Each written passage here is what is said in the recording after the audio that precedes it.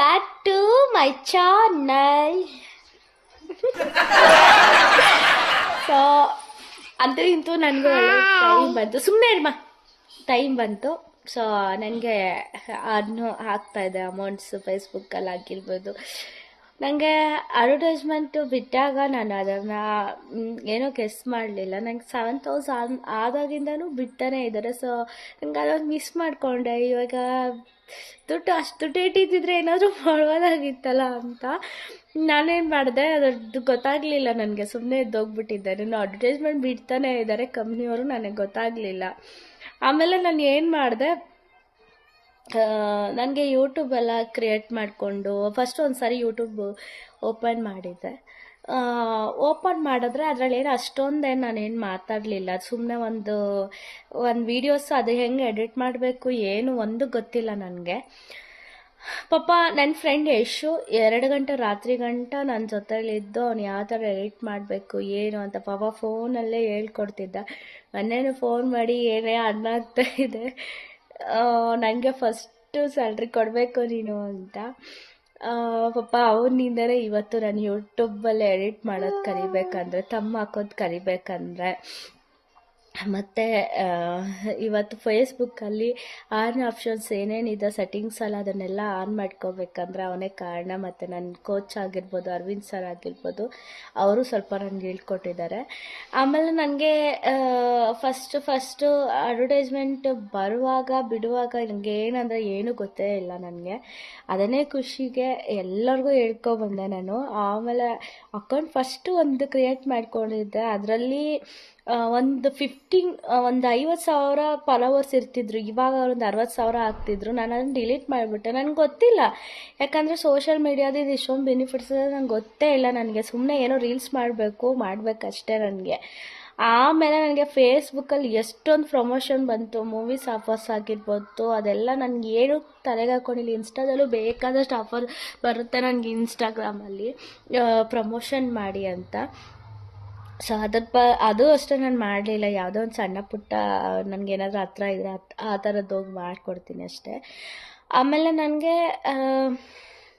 ಆ account create ಆದಾಗ ನನಗೆ ಫಾಲೋವರ್ಸ್ ಇನ್ಕ್ರೀಸ್ ಆಗಿ ನನಗೆ 7,000 ಇಲ್ಲ ಒಂದು 10ಗೇನೋ ಅಡ್ವರ್ಟೈಸ್ಮೆಂಟ್ ಬಿಡ್ತಿದ್ರೆ ಏನೋ ಬಿಡುವ ಅದು ಏನೋ ಇಟ್ಟಿದ್ದಾರೆ ಅಂತ ಸುಮ್ಮನೆ ಆಗ್ತಿದ್ದೆ ನಾನು. ನನ್ನ ವೀಡಿಯೋದಲ್ಲಿ ನನಗೆ ಅಡ್ವರ್ಟೈಸ್ಮೆಂಟ್ ಬಿಟ್ಟರೆ ಇರಿಟೇಟ್ ಆಗ್ತದೆ. ನನ್ನ ವೀಡಿಯೋ ನೋಡಬೇಕು ಇದೇನೋ ಬಿಡ್ತಾರಲ್ಲ ಅಂತ. ಆಮೇಲೆ ಗೊತ್ತಾಯಿತು, ಇದರಿಂದ ದುಡ್ಡು ಆಗುತ್ತೆ ಅಂತ. ದುಡ್ಡು ಯಾವತ್ತೂ ಬರೋದು ನಾವು ಮಾಡೋ ವೀಡಿಯೋಸಿಂದ, ವ್ಯೂಸಿಂದ, ಫಾಲೋವರ್ಸಿಂದ, ಲೈಕ್ಸಿಂದ ದುಡ್ಡು ಬರಲ್ಲ. ಅದಂತೂ ತಲೆಯಲ್ಲಿ ಇಟ್ಕೊಬಿಡ್ರಿ. ಏನು ಅಂತಂದರೆ ಅವ್ರು ಏನು ಅಡ್ವರ್ಟೈಸ್ಮೆಂಟ್ ಕೊಡ್ತಾರೋ ನಮ್ಮ ವೀಡಿಯೋಸ್ಗೆ, ಅದರಲ್ಲಿ 30 ರೂಪಾಯೋ 20 ರೂಪೀಸೇನೋ ಅರ್ನ್ ಆಗುತ್ತೆ ಅಷ್ಟೇ. ಎಲ್ಲರಿಗೂ ಖುಷಿ ಆಗಿಬಿಟ್ಟಿದೆ. ಏನು ಅಂತಂದರೆ ಏನು ಇಷ್ಟು ಬೇಗ ಇವಳು ಇದು ಮಾಡ್ಕೊಬಿಟ್ಲಲ್ಲ ಫ್ರೆಂಡ್ಸ್ಗೆಲ್ಲ ಸ್ವಲ್ಪ. ನನಗದು ಖುಷಿ ಆಗ್ತಾಯಿದೆ. ಅದೇ ಖುಷಿಗೆ ಸೊ ಅದೇನು ಅಂತಂದರೆ ಅದರಲ್ಲಿ ಸ್ಯಾರೀಸ್ ಆಗಿರ್ಬೋದು ಮತ್ತು ಜ್ಯುವೆಲರಿ ಆಗಿರ್ಬೋದು, ಅದಕ್ಕೆ ಆ ಕಂಪ್ನಿಯವರು ನಮಗೆ ಮಿಂಗಲ್ ಮಾಡ್ಕೋತಾರೆ ನಮ್ಮನ್ನು. ಆ ಥರ ಒಂದು ಪಾರ್ಟ್ನರ್ಶಿಪ್ ಏನಾದರೂ ಇದ್ದರೆ ಅದರಲ್ಲಿ ಸ್ವಲ್ಪ ದುಡ್ಡು ಚೆನ್ನಾಗಿ ಅರ್ನ್ ಆಗುತ್ತೆ. ಅದು ಬಿಟ್ಟು ನಾವೇ ಏನಾದರೂ ಸ್ವಂತ ಮಾಡೋಕ್ಕೆ ಹೋಗ್ತೀವಿ ಅಂದರೆ ಅದು ಆಗೋದಿಲ್ಲ. ಹಾಗಾಗಿ ನನ್ನ ವೀಡಿಯೋಸ್ ಎಷ್ಟು ಜನ ನೋಡ್ತಾ ಇದ್ದಾರೆ, ಆಲ್ಮೋಸ್ಟ್ ಎಲ್ಲ ರಾಯಲ್ ವೀಡಿಯೋಸೇ ಹೋಗ್ತಾಯಿದೆ ನನ್ನದಲ್ಲಿ. ನನ್ನ ವೀಡಿಯೋಸು ಕಮ್ಮಿ ವ್ಯೂಸ್ ಹೋಗ್ತಾಯಿದೆ. ಇನ್ಮೇಲೆ ನನಗೆ ಒಬ್ಬರು ಅರ್ಚಕರು ಇರೋದರಿಂದ ಅವರು ಹೇಳ್ತಾ ಇದ್ದಾರೆ, ಸೊ ನೀನು ಮಾಡಮ್ಮ, ನಾನು ನಿನಗೆಲ್ಲ ಹೇಳ್ತೀನಿ ಪೂಜೆ ಬಗ್ಗೆ ಎಲ್ಲ, ನೀನು ಯೂಟ್ಯೂಬಲ್ಲೆಲ್ಲ ಹಾಕ್ಬಿಡು ಅಂತ ಅವ್ರು ಹೇಳ್ತಾ ಇದ್ದಾರೆ. ಹಾಗಾಗಿ ಖುಷಿ ವಿಚಾರನೇ. ಸುಮಾರು ದಿನಗಳಿಂದ ಈ ಒಂದು ಇದಕ್ಕೆ ಖುಷಿ ಪಟ್ಟಿದ್ದೆ ನಾನು. ಈ ಥರ ಒಂದು ನನಗೊಂದೇನೋ ಇದೆ ಲೈಫಲ್ಲಿ, ಇದನ್ನು ಅಚೀವ್ ಮಾಡಬೇಕು ಅನ್ನೋದು. ಅದನ್ನು ಕೆಲವೊಂದು 2023ಇಂದ 24-25 ತನಕ ನನಗೆ ಒಂದು ಶನಿ ಥರ ಅನಿಸ್ಬಿಟ್ಟಿತ್ತು ನನಗೆ ಒಂದು ವ್ಯಕ್ತಿಯಿಂದ. ಈಗ ನನಗೆ ಎಲ್ಲ ಆರಾಮಾಗಿ ನನ್ನ ಲೈಫು, ನನ್ನ ಗೋಲ್, ನಾನು ಏನು ಮಾಡಬೇಕು ಲೈಫಲ್ಲಿ ಅನ್ನೋದು ನನಗೆ ಇವತ್ತು ಯೋಚನೆ ತುಂಬ ಚೆನ್ನಾಗಿ ಬರ್ತಾ ಇದೆ ನನಗೆ. ಇದು ಮಾಡಬೇಕು ನನ್ನ ಲೈಫಲ್ಲಿ, ಈ ಥರ ಅಚೀವ್ ಮಾಡ್ಕೋಬೇಕು, ನಾನು ಈ ಥರ ಬದುಕಬೇಕು ಅನ್ನೋದು ನನಗೆ. ಸೊ ನನಗೆ ಒಂದೊಂದು ಸ್ಟೆಪ್ ಬೈ ಸ್ಟೆಪ್ಪು ನಾನು ಜೀವನನ ಸಂಭಾಳಿಸ್ಕೊಂಡು ಹೋಗ್ತಾ ಇದ್ದೀನಿ. ಮತ್ತು ನೆಕ್ಸ್ಟು ಇನ್ನೇನು, ನನಗೆ ಯೂಟ್ಯೂಬಲ್ಲಿ ಬೇಗ ಸಬ್ಸ್ಕ್ರೈಬರ್ಸ್ ಆಗಬೇಕು. ಅದಕ್ಕೆ ನಿಮ್ಮೆಲ್ಲರ ಆಶೀರ್ವಾದ ಬೇಕು, ಬೇಗ ಸಬ್ಸ್ಕ್ರೈಬರ್ಸ್ ಆಗಿ. ಮತ್ತು ಸ್ವಲ್ಪ ದಿನ ಆಗಲ್ಲ, ಒಂದೊಂದು ಸ್ವಲ್ಪ ದಿನ ಮಾಡಿದೆ, ಒಂದೊಂದು ಸ್ವಲ್ಪ ದಿನ ಆಗಲ್ಲ ನನಗೆ.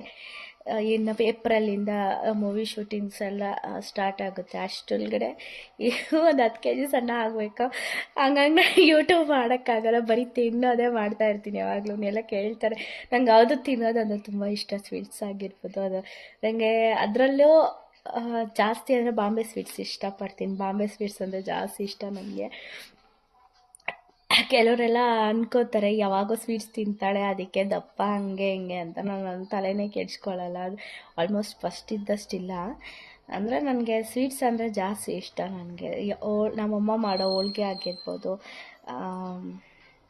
ಮತ್ತು ಬಾಂಬೆ ಸ್ವೀಟ್ಸ್ ಆಗಿರ್ಬೋದು, ಅದೆಲ್ಲ ಜಾಸ್ತಿ ಇಷ್ಟ, ಜಾಸ್ತಿ ತಿಂತೀನಿ ನಾನು.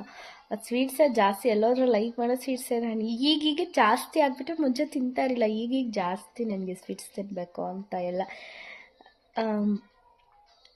ಆ ಥರ. ಮತ್ತು ಇದೇ ಖುಷಿಗೆ ಸ್ವಲ್ಪ ಹೊರ್ಗಡೆ ಪಾರ್ಟಿ ಫ್ರೆಂಡ್ಸು ಜೊತೆಯಲ್ಲಿ ಮಂತ್ರಾಲಯಕ್ಕೆ ಹೋಗಬೇಕು. ಸೊ ಎಲ್ಲ ರಾಯರ ದಾರಿ ತೋರಿಸ್ಕೊಂಡು ಹೋಗ್ತಾ ಇದ್ದಾರೆ. ನಾನು ಬೇಗ ಸಬ್ಸ್ಕ್ರೈಬ್ ಆಗಿ, ವ್ಯೂಸ್ ಚೆನ್ನಾಗಿ ಹೋಗಲಿ ನಂದು. ಫೇಸ್ಬುಕ್ಕಲ್ಲ ಅಷ್ಟೇ, ಬೇಗ ಫಾಲೋವರ್ಸ್ ಇನ್ಕ್ರೀಸ್ ಆಗಲಿ ನನಗೆ. ಆ್ಯಂಡ್ ಈ ವಿಡಿಯೋ ಇಷ್ಟ ಆಗಿದ್ರೆ ಲೈಕ್ ಮಾಡಿ, ಕಮೆಂಟ್ ಮಾಡಿ, ಶೇರ್ ಮಾಡಿ, ಸಬ್ಸ್ಕ್ರೈಬ್ ಮಾಡಿ. Thank you.